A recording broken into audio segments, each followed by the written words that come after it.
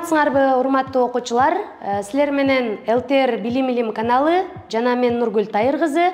Сиздер менен биз жалпы республикалык тест түрлөөгө даярдоонун бир канча методдору жана тестке киргендеги жооп баракчаларды туура белгилөөнүн жолдору жөнүндө сүйлөшөбүз. ЖРТ деген бул жалпы республикалык тест түрлөө. Аны Кыргызстанда СОМО деп атап жүрөбүз. Кыргызчасы билимди баалоо жана окутуу усулу борбору уюштуруп келет. Жалпы республикалык тест түрлөөнүн максаты жогорку окуу жайда окууга жөндөмү бар абитуриенттерди тандап алуу. Мектептеги алган билимиңерди мамлекеттик стандартка ылайык практикалык түрдө суроо. ЖРТ бул фактологиялык алган билимиңерди сынчыл ой жүгүртүү менен турмушта пайдалана ала турган жөндөмүңөрдү текшерүүчү тесттин бир бөлүгү. Негизги тестте достор математика жана кыргыз тил бөлүмү каралат. Математикадан 60 тапшырма, 90 мүнөт убакыт берилет. Ал эми сөздүк логика бөлүмүнө окшоштуктар жана эне тилде окуу жана түшүнүү бөлүмү кирет. Окшоштуктардан 20 тапшырма келсе, сүйлөм толуктоодон 10 тапшырма, жалпы 30 тапшырма каралат. Ал эми эне тилде окуу жана түшүнүүдөн 30 тапшырма, 60 мүнөт берилет. Кийинки 3-чү бөлүм эне тилдин практикалык грамматикасы. Мында 30 тапшырма, 35 мүнөт. Жалпы достор 150 тапшырма, 215 мүнөт. Демек ушул аралыкта биз ушул тапшырмаларды аткарышыбыз керек. Андан сырткары достор, силердин кайсыл предметке бара турганыңарды аныкташ үчүн предметтик тапшырмалар дагы кошулган. Маселен, кыргыз тили жана адабияты журналистика бөлүмүнө педагогикалык жаатка тапшырам дегендерге берилет 80 мүнөт убактысы, орус тили адабияты 80 мүнөт, тарых предмети 40 тапшырма 60 мүнөт, англис тили 50 тапшырма 60 мүнөт, математика 40 тапшырма 80 мүнөт, химия 40 тапшырма 80 мүнөт, биология 40 тапшырма 60 мүнөт, физика 40 тапшырма 80 мүнөт. Демек достор, кайсыл кесипке, кайсыл адистикке тапшырсаңар, ошол адистикке тиешелүү предметтерди кошумча тандайсыңар. Анткени ал жогорку окуу жайга тапшырууда башка атаандаштарыңан алдыга сүйрөөчү бирден бир фрагмент болуп эсептелет. Ошондуктан достор, кайсыл адистикке тапшырам десеңер, эртерээк ошол предметти тандап, фактологиялык жана алган билимиңерди сынчыл ой жүгүртүүгө анализдей турган деңгээлде машыгышыңар керек. Достор, силер билүүчү дагы бир жагдай жооп баракчасын туура пайдалануу. Эгерде жооп баракчасын тегерекче кылып боеп баратып, адашып кетсеңер, анда өзүңөр туура деп белгилеген жоопту квадрат формасында боегула. Квадрат формасында боегон жообуңар туура деп эсептелинет. Ал эми бул түстөр достор, силердин тапшырганда тестиңердин жыйынтыгы ар түрдө ушундай түстө келет. Бул түстөр эмнени айгинелейт? Бул шаардык, облустук, же башка шаарчада, же райондо, же тоолуу аймакта жашайт дегенди түшүндүрөт.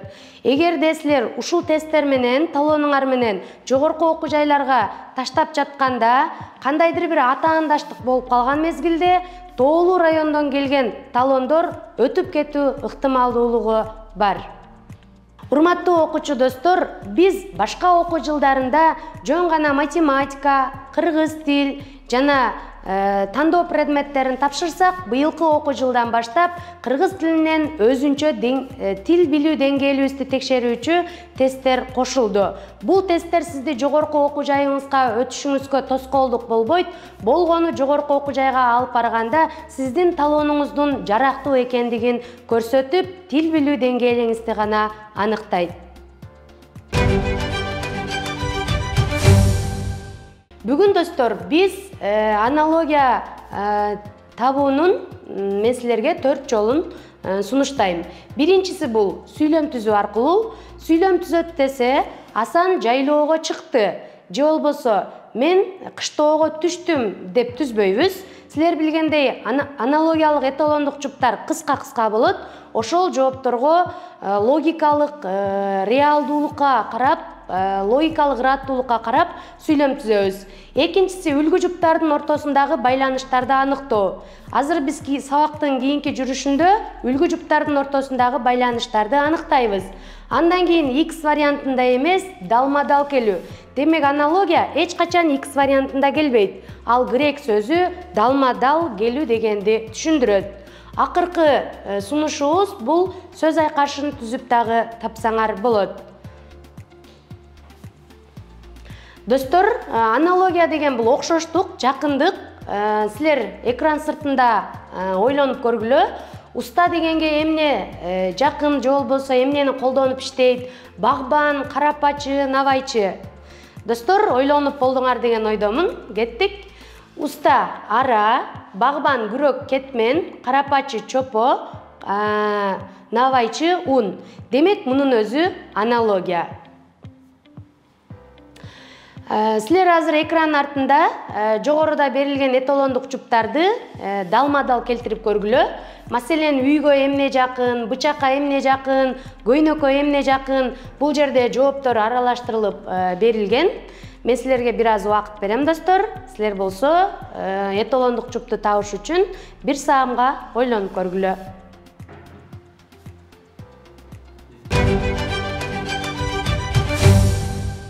Достор, силер туура таптыңар деген ойдомун.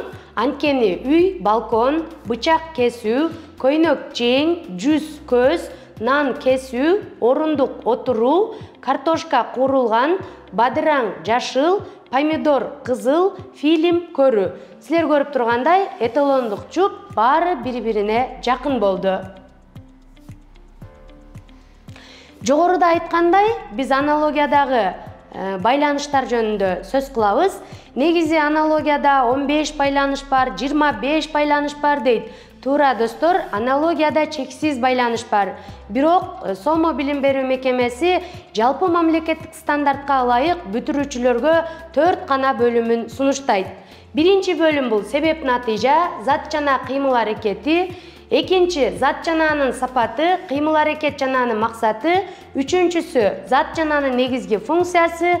Төртүнчүсү синоним, антонимдик байланыштар. Себеп натыйжа деген, достор, кадимки эле татаал сүйлөмдөгү себеп натыйжа. Мисалы, бир нерсенин себеби болот, анын натыйжасы болот. Бизге эталондук жуптардагы бири себепти, бири натыйжаны, же болбосо бири натыйжаны, бири себепти билдирип келет. Экинчи байланышыбыз зат жананын сапаты, кыймыл аракет жана анын максаты. Бул байланышка силер көрүп тургандай төмөнкү бөлүмдөр кирет. Башкача айтканда, бул байланышта эталондук жуптун бирөөсү зат болуп эсептелинет. Маселен, арча жашыл, зат жананын өңү түсү, терезе чоң, көлөмү, отургуч тегерек формасы, жомок кызыктуу сын сыпаты, чай даамдуу даамын, китеп 3 санын, куртка кышкы мезгилдик белгисин көрсөттү. Эми, достор, бизге эгер ушул эталондук жуптан суроо келгенде, биз бир гана нерсени ойлонушубуз керек. Туруктуубу же туруксузбу деп. Маселен, арча жашыл. Бул зат жананын өңү түсү туруктуу. Биз арчанын кызыл же көк сары болгонун көрө элекпиз. Бүтүн бөлүккө, достор, боз үйдү дагы алып түшүнсөк болот. Мисалы, боз үй бул бүтүн нерсе. Көзүбүзгө бир бүтүн нерсени көрүп турабыз. Анын уугу, керегеси, түндүгү, канаты, босогосу, туурдугу, булар анын бөлүктөрү. Бүтүн бөлүктө, достор, мен силерге 2 тактиканы айткым келет. Бүтүн конкреттүү, анан бүтүн бир өңчөй болуп келет. Маселен, бүтүн бир өңчөйгө карай турган болсок, ал андан ары бөлүнүш керек. Токой, дарак. Дарак андан ары бөлүнөт. Ал жерде кайың болушу мүмкүн, же болбосо дагы башка дарактын түрлөрү болушу мүмкүн. Ал эми бүтүн бир өңчөйгө болсо, биз андан ары бөлүнүүгө керек болгон мисалдарды алсак, бүтүн конкреттүүгө андан ары бөлүнбөгөн мисалдарды карайбыз. Маселен, боз үй деп туруп түндүк десек, түндүк андан ары бөлүнбөйт. Ошондуктан бул бүтүн конкреттүү деп табылат. Жалпы жана жеке байланыш. Жалпы байланыш дегенде, мисалы, адам же болбосо дене, бул жалпы байланыш. Ал эми кызыл өңгөч, ашказан, кекиртек, булар жеке түшүнүктөр. Жалпы жана жеке түшүнүктө болсо достор 3 ыкмада келет. Жалпы, жалпы, жалпы, жеке, жеке, жеке. Демек биз эгерде ашказан, кызыл өңгөч дей турган болсо, анда бул жеке-жеке байланышта келди. Демек биз жоопту дагы жеке-жеке байланышта табабыз. Эгерде дене ашказан десе, анда жалпы жеке болуп келди, жоопту дагы жалпы жеке деп карайбыз. Маселен, силердин көз алдыңарга элестүү калып кетиш үчүн биз сүрөттөр менен көргөзгүм келди. Зат жананын өңү түсү жашыл арча.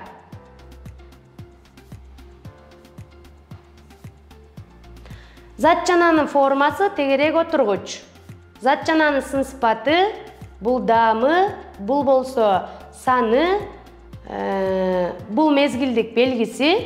Эми биз үчүнчү байланыш жөнүндө сөз кылабыз. Үчүнчү байланыш зат жананын негизги функциясы. Мында биз жандуу жана жансыз заттарды элестетебиз. Маселен, бычак жансыз зат, бычак кесүү десе, анда биз жансыз заттын функциясын түшүнөбүз. Эгер мугалим окутуу десе, анда жандуу заттын функциясын түшүнөбүз. Андан сырткары дагы бир билүүчү нерсе, адистер жана анын куралдары дагы ушул бөлүмдө каралат.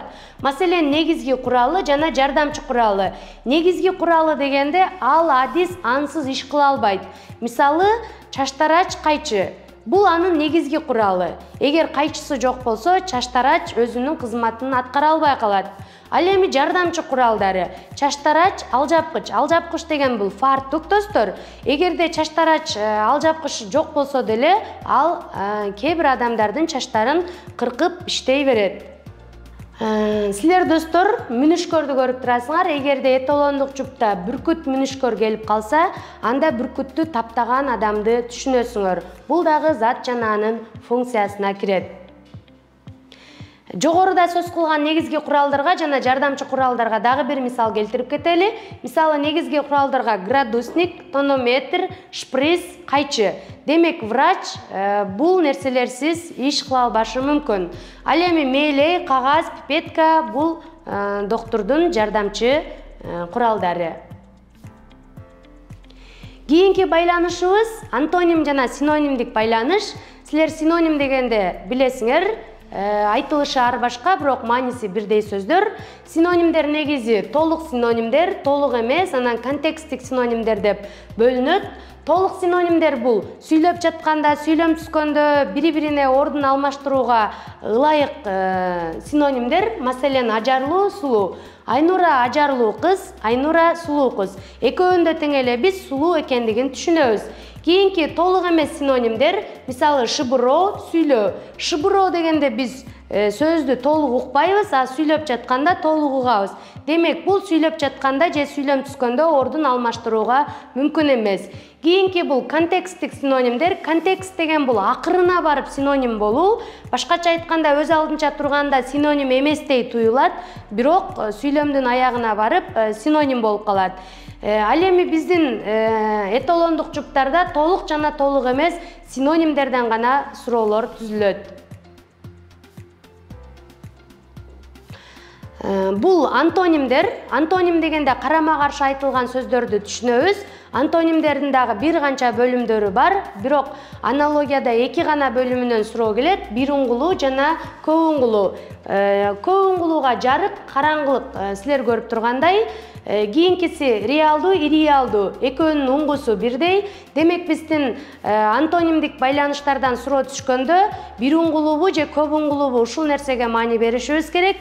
Андан сырткары позитивдүү жана негативдүү дегенди дагы түшүнсөңөр керек. Позитив, мисалы, дос, кас десе, дос бул позитивдүү сөз, кас негативдүү сөз.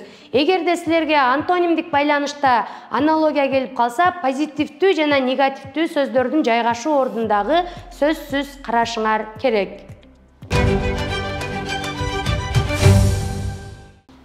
Бизге эталондук жупта кыш, каар деген аналогия келип турат.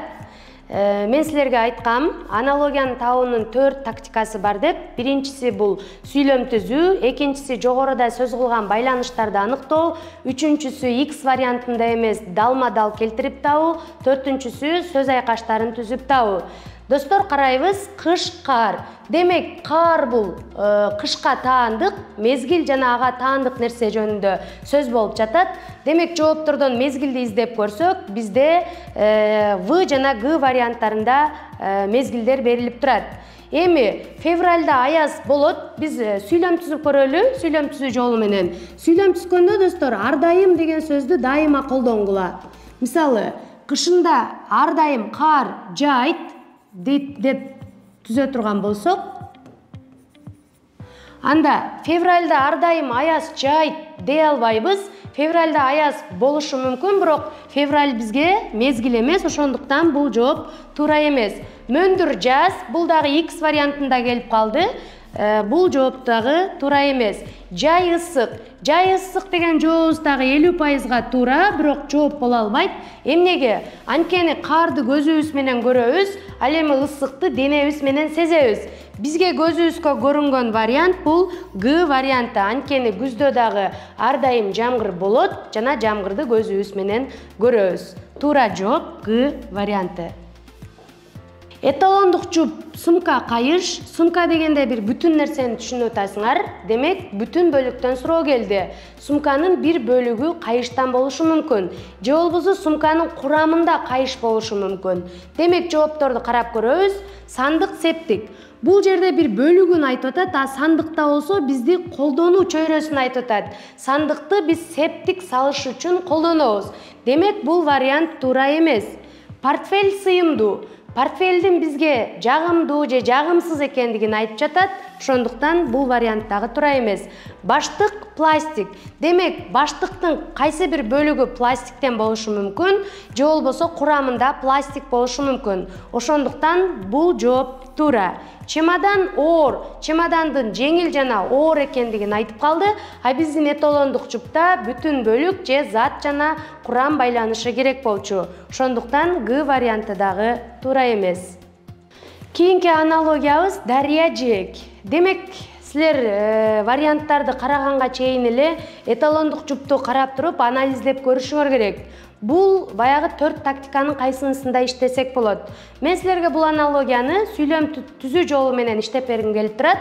Албетте сүйлөм түзгөндө биз ар дайым деген кызматчы сөз түркүмдү эмне кылабыз? Колдонобуз. Дарыяда ар дайым жээк болот. Демек, болот деп сүйлөм түзөбүз. Дарыяда ар дайым жээк болот. Дарыяда ар дайым балык болот. Достор, дарыяда ар дайым эле балык боло бериши мүмкүн эмес. Кээ бир дарыяда болсо, кээ бир дарыяда болбой калышы мүмкүн. Ошондуктан бул вариант туура эмес. Кийинки, дарыяда ар дайым кайык болот. Бул дагы балыкка эле окшош, дайыма боло бербейт. Кээ бир жерде болсо, кээ бир жерде болбойт. Кийинки, дарыя суу. Суусуз дарыяны элестетүү мүмкүн эмес. Дарыяда ар дайым суу болот. Демек, жооп В варианты. Дарыя өрдөк. Бул дагы жогорку эки вариантка үндөш болуп калды. Дарыяда ар дайым эле өрдөк боло бербейт. Ошондуктан Г варианты дагы туура эмес. Кит, үлүл. Демек, силерге мындай аналогия келип калса, достор, силер байланыштарды аныктай албай кыйналышыңар мүмкүн. Эгер силерге тааныш эле сөздөр болсо, анда оңой эле болот. Негизи эталондук жуп антонимдик байланышта түзүлдү, бирок силер антоним экендигин билбей жатсаңар, анда далма-дал келтирүү ыкмасы менен иштесеңер болот. Кит бул чоң, үлүл кичинекей. Демек, китке окшош чоңдор кайсыл варианттарда келтирилди? Албетте, бака-төө, бул болсо X вариантында келип калды. Эсиңерде болсун, аналогияда эч качан X вариантында жооптор каралбайт. Кийинки, бегемот, носорог. Булар болсо деңгээли бирдей жаныбарлар болуп калды. Ары, чымын. Эми экөөндө айырма болушу мүмкүн, бирок өтө чоң айырма жок. А биздин эталондук жупта өтө чоң айырма менен турган чоң жана кичинекей нерселер жөнүндө сөз болуп жатат. Демек, А варианты туура эмес. Бегемот, носорог дагы, ары, чымын дагы. Пил, кумурска туура жооп, анткени пил чоң, кумурска кичинекей. Аналогиялык тесттерибизди кайрадан улантабыз. Силерге кызыл менен белгиленген туура жооп көрсөтүлүп турат. Эмнеге туура жооп көрсөтүлүп турат деп таң калбагыла, анткени силер көрүп, биринчи ынанып, жоопту талкуулап, көнүксүн деп көрсөтүп турабыз, а кийинки сабактарыбызда туура жооптор көрсөтүлбөй биргеликте талкуулайбыз. Жылкы уй. Жылкы уй дегенде эле силер ойлодуңар, үй жаныбарлары жөнүндө сөз болуп жатат деп. Туура, достор, үй жаныбарлары. Демек, эталондук жуптардан үй жаныбарларын издеп көрөбүз, жана далма-дал келген окшоштукту дагы издеп көрөбүз. Жолборс, гепард, булар үй жаныбарлары эмес, ошондуктан дароо эле жоопту жокко чыгарабыз. Ит, түлкү, бири үй жаныбары болду, бири үй жаныбары эмес болду. Ошондуктан бул жооп дагы туура эмес. Эчки, кой, булар үй жаныбарлары, экөөнүн тең мындай сырттан караганда окшош, бирдей. Ошондуктан В варианты туура. Бука, коён, булар болсо эки өңүттөгү жаныбарлар сөз болуп калды. Ошондуктан Г варианты дагы туура эмес. Жетинчи аналогияны көрөбүз. Кар, муздак. Силер көрүп турасыңар, зат жана анын сыпаты жөнүндө келгендиги. Сабактын башында айткам мен силерге, зат жана анын сыпаты, формасы, сан өлчөмү боюнча келгенде туруктуубу же туруксузбу ушул нерсеге маани беребиз деп. Кар, муздак, бул туруктуу, анткени кардын муздак эмес абалын көрө элекпиз, достор, муздак эмес дагы болбойт дагы. Демек, алма, кызыл дегенде биз көк алманы дагы көрүп жүрөбүз. Бул жерде эталондук жуп, зат жана анын туруксуз сыпаты келип калды. Ошондуктан бул жооп боло албайт. Суу, тунук. Тунук деген бул таза дегенди түшүндүрөт, бирок баардык эле суулар тунук эмес, киргилт суулар дагы бар. Ошондуктан бул жооп дагы туура эмес. Таш, катуу, бул таштын катуулугун, башкача айтканда, туруктуу сыпатын айтып жатат. Ошондуктан жооп туура. Манту, даамдуу. Албетте, манты кайбирлер даамдуу кылып жасашы мүмкүн, кээ бирлер даамсыз кылып жасашы мүмкүн. Ошондуктан бул дагы дайыма эле туруктуу сыпаты эмес. Бул дагы жооп боло албайт. Бизде туура жооп таш, катуу. Кесиптеш, кызматташ. Силер эталондук жупту көргөндө эле синоним сөз жөнүндө сөз болуп атат деп түшүндүңөр.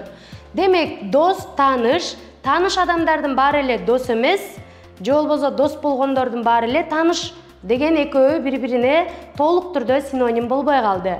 Ошондуктан жооп туура эмес. Он, сан. Булар дагы синоним эмес, ошондуктан жооп туура эмес. Азаттык, эрк. Эрк деген бул көз караш, азаттык деген эркиндик, булар дагы толук синоним боло албайт бизге. Ал эми бизге эталондук жуп толук синоним болгондуктан атаандаш, теңтайлаш толук синоним Г варианты жооп боло алат. Биз акыркы жолу өткөндө антонимдик байланыштарды сөз кылганбыз. Силер дагы эталондук жуптан антонимдик байланыштарды көрүп турасыңар. Каршылаш, тарапкер. Каршылаш деген бул атаандаш, тарапкер деген сени колдогон тарап. Демек, антонимдик байланышта келди. Позитив жана негатив келдиби, же болбосо негатив же позитив келдиби? Ушул нерсеге көңүл бурабыз. Албетте, негатив жана позитив келди. Демек, жооптордон карап баштайбыз. А вариантында атаандаш, өнөктөш. Атаандаш деген бул бир аз негативдүү сөз. Ал эми өнөктөш деген тарапташ сыяктуу эле сени колдогон тарап. Ошондуктан ал позитив болуп, жооп боло алат. Азаттык, эрк булар антоним боло албайт, ошондуктан жооп эмес. Он, сан дагы антоним эмес, жолдош, дос дагы антоним эмес. Ошондуктан туура жооп атаандаш, өнөктөш. Урматтуу окуучулар, силер менен биз аналогиялык эталон жуптардын ортосундагы байланыштарды жана ага мисалдарды иштедик. Келерки сабагыбызда көрүшкөнгө чейин.